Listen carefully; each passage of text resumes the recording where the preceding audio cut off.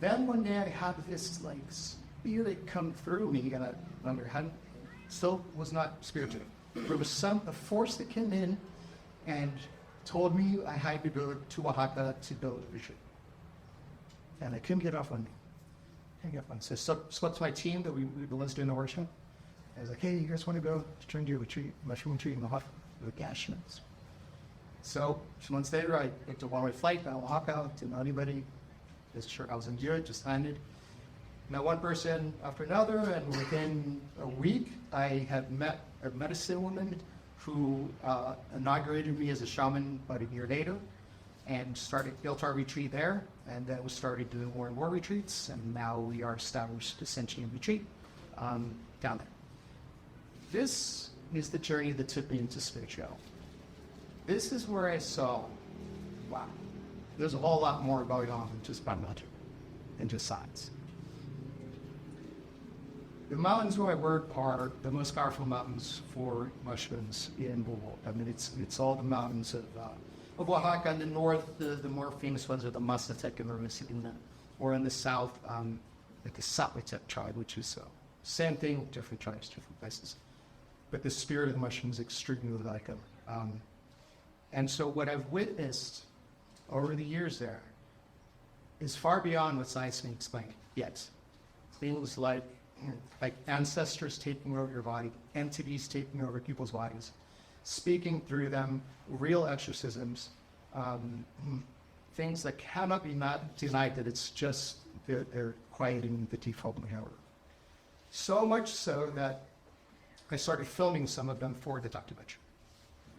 So how do you, the way to prove these things exist? Cool. Ancestral healing is the most important healing that we could possibly do. We carry everything from our ancestors. Everything I bring in the mountains in this side of the shaman work, the Kurandela, everything has to do with what's in our body. We are just the current avatars of our entire dimension. Every memory, every experience, every thought that our ancestors ever had lives in cellular memory in the body. It's all passed forward like a zip file for evolution, so we all remember, we all forget the dangers of life. Right? And it's a very intricate system. And with ceremonies, I've seen this manifest out. Some of the ways how this worked in the research I did for the book, on the science side of it, and the therapy side of it, to deal with trauma, it involves our memory mechanism. And so a healthy brain that's free of trauma, which doesn't exist. Trauma is built into life for a reason. Trauma is actually don't talk to it. We have a healthy memory reconsolidation system, okay? A reintegration system. A healthy brain, a healthy consolidation system, there's an experience and we process, we integrate it, and we forget it. The trauma does not integrate effectively, therefore remains stored in the body as procedural and emotional memory. Our memory works in two main ways. There's explicit memory and implicit memory.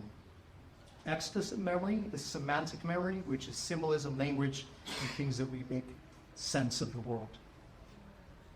And there's episodic memory, which is autobiographical memory, which is really the good one with the memory. Right? The implicit memory carries procedural memory, which is subconscious, and emotional memory, how I felt. Right?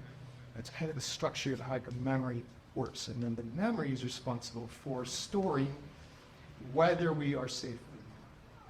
So all of our ancestors have the same brain mechanism.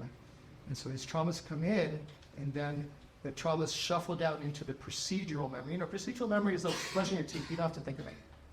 The memory is inherent. All right, that's not going anywhere. It's right here. That's what's in our ancestors. That's not going, and that gets passed forward. It passed forward and passed forward. So when we use these medicines in the ceremonial way, now mind you, I do ceremonies all over. Just in California, you do ceremonies there. For some reason, we don't tap into the ancestry elsewhere as we do. I believe it's the place, it's the mountains. It's the work, it's the origin. It's something that science can't describe. But the level of the depthness of ancestry you tap into is a really mind-boggling.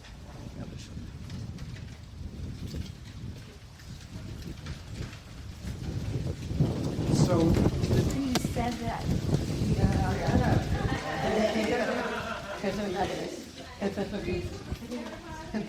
science. So the goal of any therapy, and with an extremely powerful tool of psychedelics, is to unlearn the body's response to trauma and retrain that memory and cell evolution system. That's how we break the cycle. And then we can pass that forward. If it doesn't heal, we will pass it forward because we're not thinking about it. And then your offspring will get it, and theirs and theirs. And so that is our work here, is to heal the systems.